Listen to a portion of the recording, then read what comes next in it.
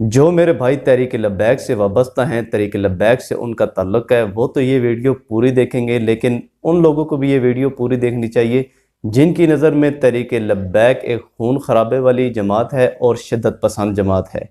उनसे मेरी ख़ुसूसी दरख्वास्त है कि आप ये वीडियो पूरी देखें। हो सकता है ये वीडियो पूरी देखने के बाद आपके दिल में जो दबी हुई शम्मा है वो जल उठे और आपको बाद में पछताना ना पड़े। सबसे पहले बात करते हैं तहरीक लब्बैक बनाने का मकसद क्या है। दोस्तों, जितनी भी हुकूमतें गुजरी हैं उन्होंने उलमा कराम को एक टिश्यू पेपर की तरह इस्तेमाल किया है। अपने नाजायज़ कामों को जायज़ बनाने के लिए उलमा कराम को टीवी पर बुला लिया जाता और थोड़ी दी गई इज्जत की बदौलत उलमा कराम भी वक्त हुकूमत के हक में बोल कर चले जाते, चाहे वो किसी भी मसलक से हों। दोस्तों, एक बात सब जानते हैं कि हमारे मुल्क में 90% आबादी जो है वो मजहबी जज्बात रखने वाली आबादी है और हज़रत मोहम्मद सल्लल्लाहु अलैहि वसल्लम के सच्चे इश्क और मोहब्बत को ही अपना दीन और ईमान समझती है। लेकिन काफ़ी अरसे से मीडिया के ज़रिए, जिनमें टॉक शोज़ और ड्रामे सरफरस्त हैं, इनके ज़रिए दीन से दूरी का नज़रिया अवाम में अंडेलने की पूरी कोशिश की जा रही है। फिर जो रही सही कसर है वो मुल्क में जारी काफ़ी अरसे से जो दहशतगर्दी है उसने पूरी कर दी। मतलब दीन की बात करना ही एक शिद्दत पसंदी हो गई। लेकिन इन जो लोग ये नज़रिया फैलाना चाह रहे हैं उनको इस्लाम की पावर का बिल्कुल नहीं पता था। जब हक की बात करने को शिद्दत पसंदी करार दिया जाने लगा, तब अल्लाह पाक ने खादिम हुसैन रिजवी साहब को एक रहनुमा बनाकर भेजा, जिन्होंने लोगों के अंदर दबे हुए जज्बात को उभारा और उनको सही डायरेक्शन पर लेके चले और उन जज्बात की बिल्कुल अच्छे तरीके से तर्जमानी की। तो खादिम रिजवी साहब ने लोगों के वो जज्बात जो कि मुल्क की हालात की वजह से दब चुके थे उनको आज़ादी दी, उनको एक जगह यकजा कर कर एक मजबूत ताकत बना दिया। इंसान कोशिश से सब कुछ हासिल कर सकता है, लेकिन लोगों को लीड करना, लोगों को साथ देकर चलना, ये एक ऐसी चीज़ है कि कितनी भी इंसान खुद से कोशिश कर ले ये नहीं हो सकती। इसके लिए एक खुदादाद सलाहियत होती है जिसे कहा जाता है कायदाना सलाहियत।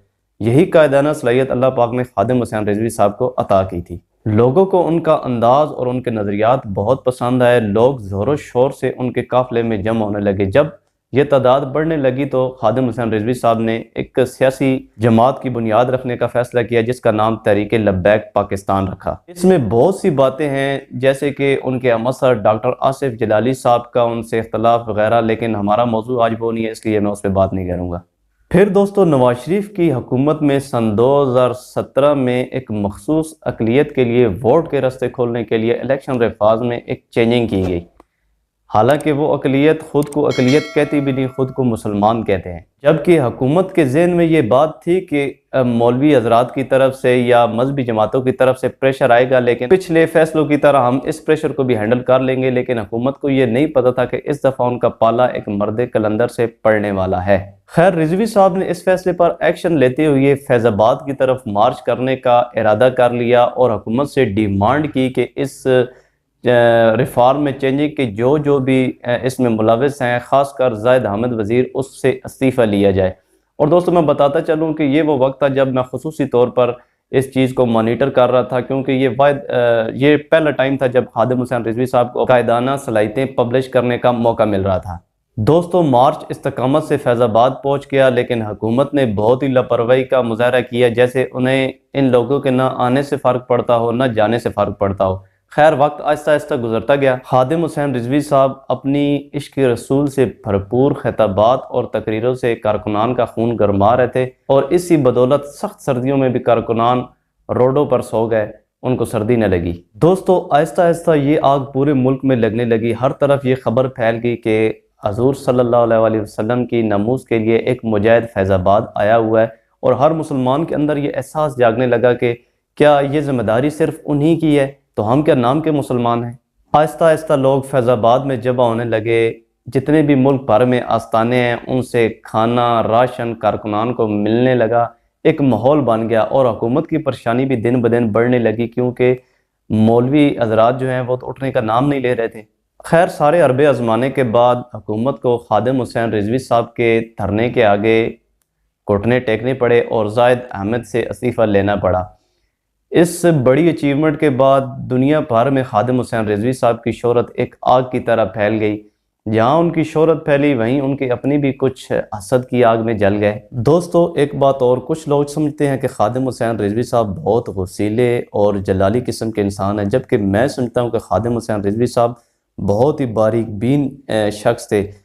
जो उनका गुस्सा था, जो उनका जलाल था, वो उनको पता था कि मैंने अपने मकसद, जिस मकसद को मैं लेकर चल रहा हूँ, इसके लिए मुझे किस एटीट्यूड की ज़रूरत है, और वो इसीलिए ये गुस्सा भी रखते थे और ये जलाल भी साथ रखते थे। उसके बाद सन 2018 में इलेक्शन हुए और तहरीक लब्बैक ने एक बड़ी अमाउंट वोटों की हासिल की। पंजाब में तीसरी बड़ी जमात बनी वोट हासिल करने वाली, और मुल्क को चलाने वालों को ये बात समझ आ गई कि इस जमात को इसके नज़रियात के साथ ही कबूल करना पड़ेगा, इसको दीवार के साथ लगाना मुमकिन नहीं। सिंध असम्बली में तहरीक लब्बैक के 2 MPA मुंतखब हुए और उन्होंने क्या खूब जिम्मेदारी निभाई, वो रिकॉर्ड पे मौजूद है। उसके बाद 2018 का इलेक्शन जीत कर इमरान खान हुकूमत में आ गए और इस हुकूमत ने तहरीक लब्बैक पर मजालिम की इंतहा कर दी। कायदीन को जेलों में डाला, कारकुनान को जेलों में डाला, न घरों का तकद्दुस रखा और न मसाजिद का तकद्दुस रखा। और जब ये पकड़ तकड़ जारी थी तो बहुत से मुखालफिन का ये ख्याल था कि तहरीक लब्बैक वाले डर जाएंगे, क्योंकि हर एक आम शख्स की तरह हर इंसान के माँ बाप होते हैं, बीवी बच्चे होते हैं, लेकिन कुर्बान जाऊँ इन जज्बात पर जो दबने के बजाय और मज़ीद उभर कर सामने आए। सन 2020 में फ़्रांस ने फिर जसारत की हज़रत मोहम्मद सल्लल्लाहु अलैहि वसल्लम के खाके छापने की, तो एक दफ़ा फिर इस पूरे मुल्क में मर्द कलंदर एक खादिम हुसैन रिजवी साहब भी निकले और हुकूमत से डिमांड की कि फ़्रांस के सफ़ीर को मुल्क से निकाला जाए और अपना एहतजाज रिकॉर्ड कराया जाए। धरना 2-3 दिन ही चला, फिर हुकूमत ने हालात की नज़ाकत को देखते हुए तहरीक लब्बैक के मुतालबात मान लिए और एक मुआहदा साइन किया कि हमें कुछ वक्त दिया जाए कि हम फ्रांसीसी सफ़ीर को निकाल सकें। फिर तहरीक लब्बैक ने भी मुआहदे की पासदारी करते हुए अपना धरना ख़त्म कर दिया। दोस्तों इसी दौरानिए के दौरान तहरीक लब्बैक और पाकिस्तान को एक बहुत बड़ा झटका पहुंचा खादिम हुसैन रिजवी साहब की गैर मुतवक्का डेथ के तौर पर। और जब उनका जनाजा हुआ तो पूरे पाकिस्तान क्या पूरी दुनिया ने देखा कि तारीख़ का सबसे बड़ा जनाजा हुआ। हसन निसार जो कि एक बहुत ही लिबरल इंसान है, उस जैसा इंसान को भी मैंने ये कहते सुना कि काश ये चीज़ें मैं पहले देख लेता तो मैं खादिम हुसैन रिजवी साहब से ज़रूर मिलता, कि उनसे लोग इतनी मोहब्बत करते हैं, इतनी अकीदत करते हैं, तो लाजमी बात है उनमें कोई बात होगी। खादिम हुसैन रिजवी साहब की वफ़ात के बाद जहाँ मुखालफिन ने यह समझा कि तहरीक तकरीबन ख़त्म हो जाएगी, लेकिन साद हुसैन रिजवी साहब जो कि खादिम हुसैन रिजवी साहब के फ़र्जंद हैं, उन्होंने क़यादत संभाली और पूरी इंतज़ामिया ने और पूरी तहरीक लब्बैक जमात ने उनका भरपूर साथ दिया। अभी एक बहुत बड़ा मरका उनका इंतज़ार कर रहा है, एक बहुत बड़ी मुहिम उनका इंतज़ार कर रही है, जिसमें 16 फरवरी को निकलना था, लेकिन हुकूमत ने उस मुआहदे को थोड़ा सा और लंबा खींच दिया है 2 महीने के लिए कि हमें वक्त दें, हम इस पर अमल कर सकें। उस पर एक मेरी डिटेल वीडियो मौजूद है, आप जाके चेक कर सकते हैं। इस फ़ैसले से, इस मुज़ाकराती टीम के फ़ैसले से कारकुनान में बहुत मायूसी भी फैली, क्योंकि वो काफ़ी पुरजोश थे। लेकिन मैं कारकुनान से यही दरख्वास्त करूँगा कि आप बर्दाश्त से काम लें और कायदीन के फ़ैसले का एहतराम करें। वस्सलाम, बहुत शुक्रिया। अगर आपको वीडियो पसंद आई हो तो वीडियो को लाइक कीजिए और चैनल को सब्सक्राइब कीजिए। बहुत शुक्रिया।